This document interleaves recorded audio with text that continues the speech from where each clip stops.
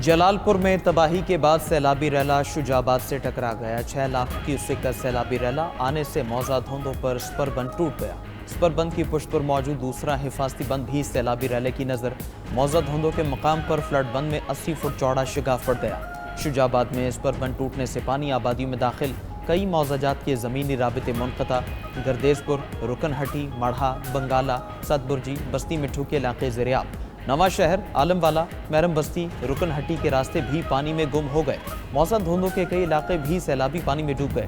Transport نہ ملنے پر متاثرین بندوں پر پناہ لینے پر مجبور۔ انتظامی اداروں کو دوسرے حفاظتی پشتے کو مضبوط کرنے کی کوششیں۔ 92 نیوز کی نشاندہی پر بند کو مضبوط اور بہتر بنانے کا کام جاری۔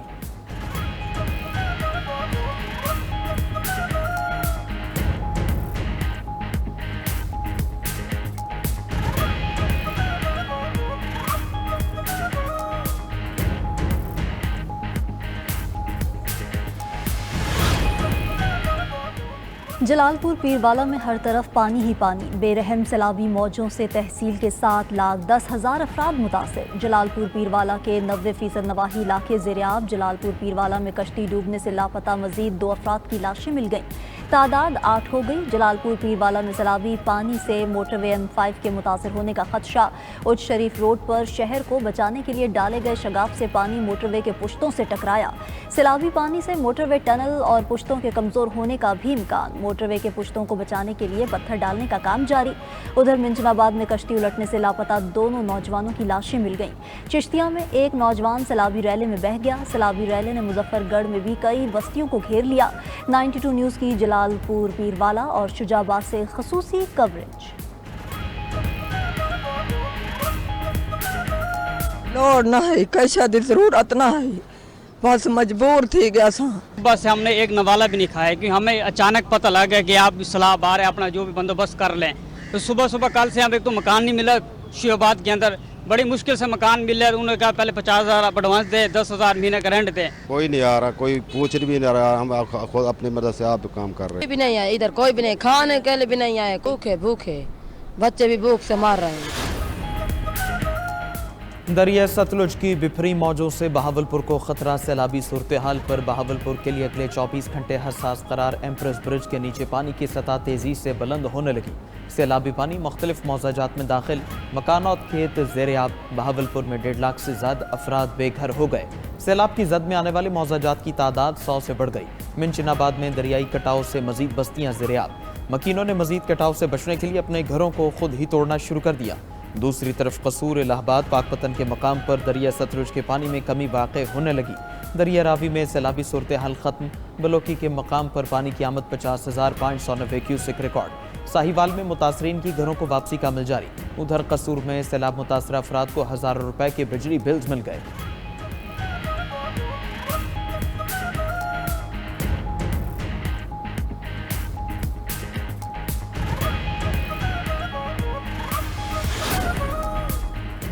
حکومت کا سیلاب متاثرین کو 1 ماہ کے بجلی بلز میں ریلیف دینے کا فیصلہ۔ وزیر اعظم شہباز شریف نے IMF سے رابطے کی ہدایت کر دی۔ وزیر خزانہ IMF کے ساتھ ممکنہ ریلیف پر بات کریں۔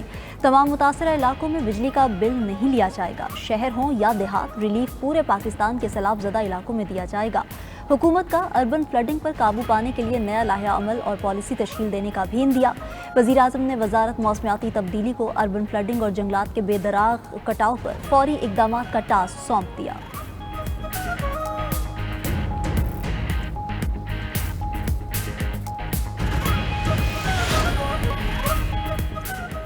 دریا سندھ میں گڈو بیراج کے مقام پر اونچے درجے کے سیلاب کا خدشہ۔ فیڈرل فلڈ کمیشن نے اگلے 48 گھنٹے اہم قرار دے دیے۔ دریا سندھ میں اس وقت گڈو اور سکھر بیراج پر درمیانے درجے کا سیلاب ہے۔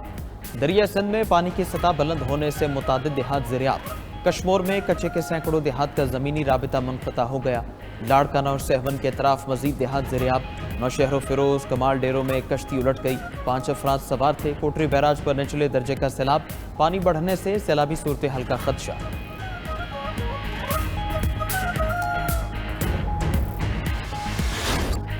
سیلاب متاثرین کے مسائل اجاگر کرنے کے لیے 92 نیوز کی بڑی کوریج۔ 92 نیوز کے نمائندگان اور رپورٹرز کی سب سے بڑی ٹیم متاثرہ علاقوں میں موجود۔ سیلابی ریلوں اور عوام کے مسائل کی بروقت और भरपूर रिपोर्टिंग। 92 न्यूज़ की टीम की हर मुतासरा इलाके, बस्ती और कस्बे पर नज़र। इंतज़ामिया के रेस्क्यू और रिलीफ इक़दामात और इंतज़ामात से नाजरीन को मुकम्मल आगाही देने में मसरूफ़। 92 न्यूज़ सैलाब मुतासर अफराद की आवाज़ बन गया, क्योंकि 92 न्यूज़ है बाखबर, बावसूल।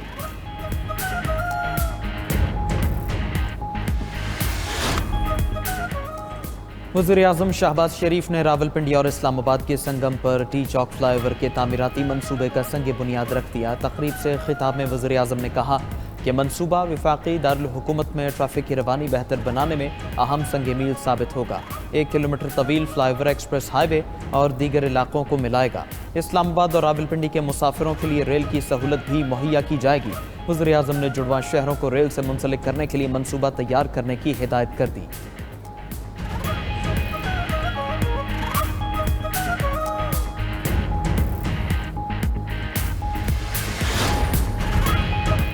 सदर आसिफ अली जरदारी चीन के सरकारी दौरे पर चंगदू पहुंच गए। चंगदू एयरपोर्ट पर चीनी नायब वज़ीर ख़ारजा, चीनी सफ़ीर और पाकिस्तानी सिफारती अमले ने इस्तकबाल किया।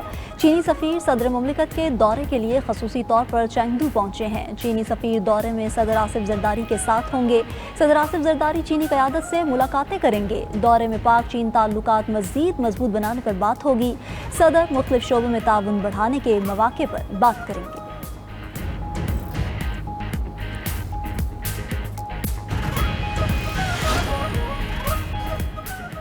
कराची को 15,000 बसों की ज़रूरत है। शहर में ट्रांसपोर्ट का मसला जदीद तरीके से हल होगा। वज़ीर आला सिंध मुराद अली शाह की वर्ल्ड बैंक के आला सतह वफ़द से मुलाकात में गुफ्तगू। कहा कि yellow line BRT world bank के ताउन से शुरू किया गया है। कोशिश है कराची सर्कुलर रेलवे का मंसूबा जल्द शुरू हो। इजलास में कराची के लिए ट्रांसपोर्ट का मुकम्मल मास्टर प्लान तैयार करने का फैसला। वज़ीर आला ने मज़ीद कहा कि मास्टर प्लान में लाइट रेल मंसूबा कराची मेट्रो भी शामिल होगा।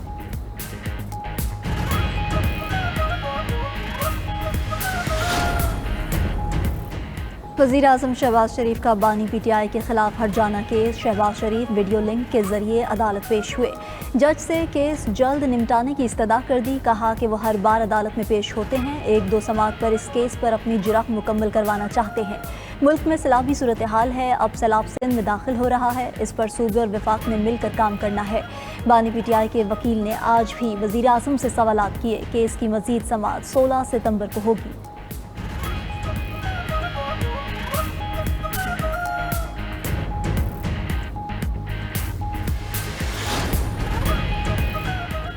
सुन्नी इत्तेहाद काउंसिल के अरकान के कायमा कमेटियों से इस्तीफ़े। स्पीकर कौमी असम्बली अय्याज सादिक का इस्तीफ़े कबूल करने से इनकार। मामला दाखिल दफ्तर कर दिया। स्पीकर की शेड्यूल के मुताबिक कमेटियों के इजलास मुनक़्क़िद करने की हिदायत। ज़राए के मुताबिक सुन्नी इत्तेहाद काउंसिल के कमेटियों से इस्तीफ़ों के बावजूद कोरम पूरा रहेगा। सुन्नी इत्तेहाद काउंसिल के 52 अरकान अब तक इस्तीफ़े दे चुके हैं। सुन्नी इत्तेहाद के 24 अरकान ने अभी तक कमेटियों से इस्तीफ़े नहीं दिए। सलामती काउंसिल के इजलास में पाकिस्तान का इसराइल को मुंह तोड़ जवाब। इसराइली सफ़ीर का कतर हमलों से मुतालिक झूठा मवाज़ना मुस्तरद कर दिया। अक़वाम मुत्तहिदा में पाकिस्तानी मंदूब आसिम इफ्तिखार का सलामती काउंसिल के हंगामी इजलास से खिताब। कहा पाकिस्तान से मुतालिक इसराइली मवाज़ना गलत, गुमराहकुन और बेबुनियाद है। इसराइल ने कतर पर नहीं अमन की कोशिशों पर हमला किया। तर्जमान दफ्तर ख़ारजा शफ़क़त अली खान ने न्यूज़ ब्रीफिंग में कहा कि कतर पर इसराइली हमला आलमी क़वानीन की खिलाफ वर्जी है। पाकिस्तान पर किसी ने जारहियत की कोशिश की तो भरपूर जवाब देंगे। पाकिस्तान एक जिम्मेदार मुल्क है और अपने दिफा की मुकम्मल सलाहियत रखता है।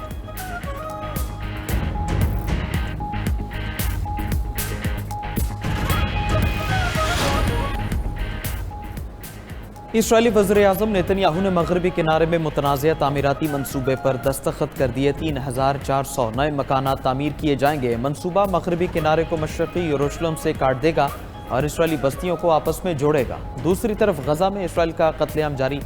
सुबह से अब तक 50 फ़लस्तीनी शहीद, मुतादिद ज़ख्मी हो गए। शहदा में एक ही ख़ानदान के 14 अफराद भी शामिल। बेशतर अफराद को इमदाद की तकसीम के दौरान गोलियों का निशाना बनाया गया। इसराइल की पैदा करदा भूख से मरने वालों की तादाद 400 से ज़ायद हो गई।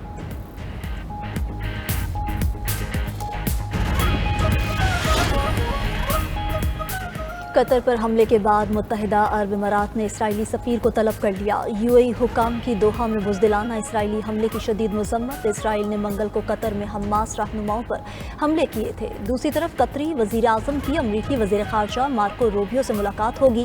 قطری وزیر اعظم کی واشنگٹن میں امریکی صدر سے ملاقات بھی شیڈول۔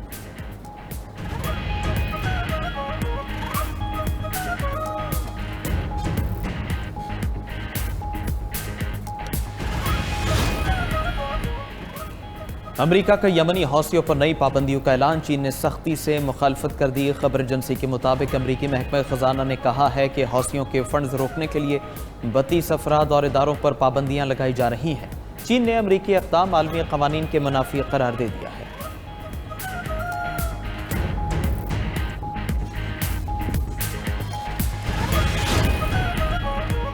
نیپال کی سابق جج سشیلا کارکی ملک کی عبوری وزیر اعظم ہوں گی۔ غیر ملکی میڈیا کے مطابق عبوری حکومت کے سربراہ کا اعلان ہوتے ہی نیپالی پارلیمنٹ کو تحلیل کر دیا گیا۔ سشیلا کارکی نیپال کی پہلی خاتون چیف جسٹس رہ چکی ہیں۔ جنریشن زی کے رہنماؤں کی نیپالی آرمی چیف سے ملاقات کے بعد ان کا نام بطور عبوری وزیر اعظم سامنے آیا۔